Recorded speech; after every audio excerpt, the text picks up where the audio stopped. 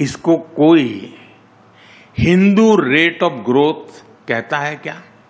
आस्था से जोड़ना, उनकी पहचान से जोड़ना, क्या ये अनायास ही हुआ होगा क्या? साथियों, गुलामी की इस मानसिकता का कितना व्यापक असर हुआ है, मैं उसका कुछ उदाहरण आपको देना चाहता हूं। आज भारत दुनिया की सबसे तेजी से ग्रो करने वाली मेजर इकोनॉमी है। कोई भारत को ग्लोबल ग्रोथ इंजन बताता है, कोई ग्लोबल पावर हाउस कहता है। एक से बढ़कर एक बातें आज हो रही हैं। लेकिन साथियों,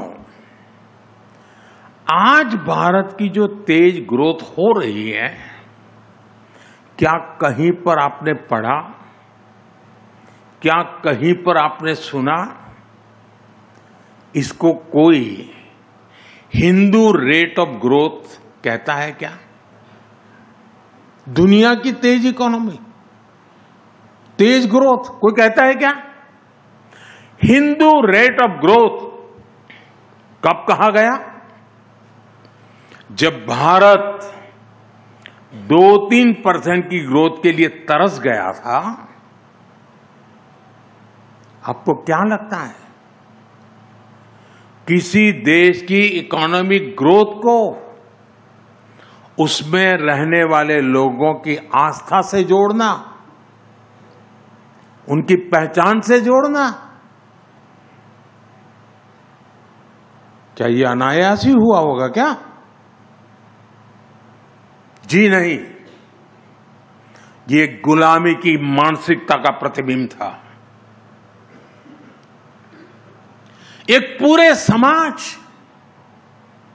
एक पूरी परंपरा को अनप्रोडक्टिविटी का,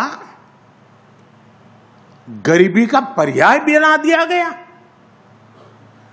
यानी ये सिद्ध करने का प्रयास किया गया कि भारत की धीमी विकास दर का कारण हमारी हिंदू सभ्यता और हिंदू संस्कृति है।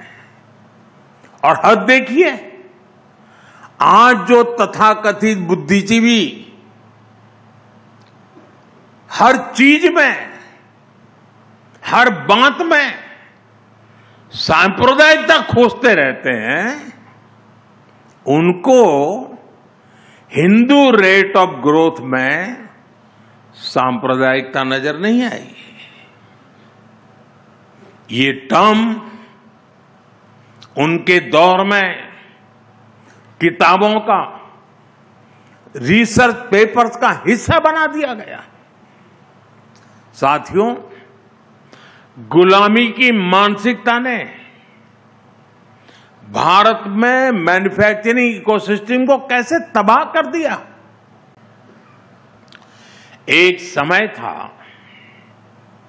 जब भारत में रिफॉर्म्स रिएक्शनरी होते थे, यानी बड़े निर्णयों के पीछे या तो कोई राजनीतिक स्वार्थ होता था या फिर किसी क्राइसिस को मैनेज करना होता था। लेकिन आज नेशनल गोल्स को देखते हुए रिफॉर्म्स होते हैं, टारगेट तय है। आप देखिए, देश के हर सेक्टर में कुछ न कुछ बेहतर हो रहा है। हमारी गति कांस्टेंट है,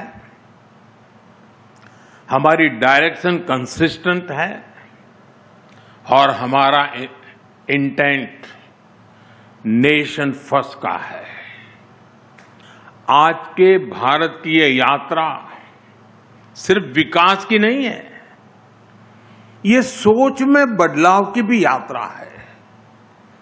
ये मनोवैज्ञानिक पुनर्जागरण, साइकोलॉजिकल रेनेसां की भी यात्रा है। आप भी जानते हैं, कोई भी देश बिना आत्मविश्वास के आगे नहीं बढ़ सकता। दुर्भाग्य से लंबी गुलामी ने भारत के इसी आत्मविश्वास को हिला दिया था और इसकी वजह थी गुलामी की मानसिकता। गुलामी की ये मानसिकता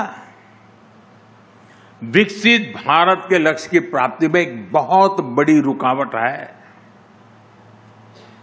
और इसलिए आज का भारत गुलामी की मानसिकता से मुक्ति पाने के लिए काम कर रहा है। साथियों, अंग्रेजों को अच्छी तरह से पता था कि भारत पर लंबे समय तक राज करना है तो उन्हें भारतीयों से उनके आत्मविश्वास को छीनना होगा।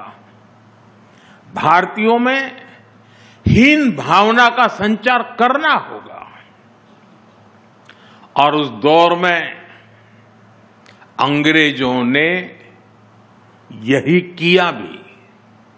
इसलिए भारतीय पारिवारिक संरचना को दकियानुसी बताया गया, भारतीय पोशाक को अनप्रोफेशनल करार दिया गया,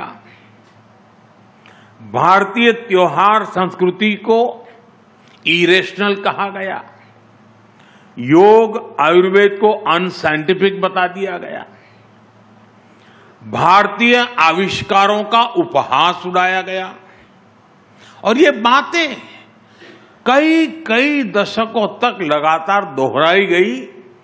पीढ़ी दर पीढ़ी ये चलता गया, वही पढ़ा वही पढ़ाया गया और ऐसे ही भारतीयों का आत्मविश्वास चकनाचूर हो गया।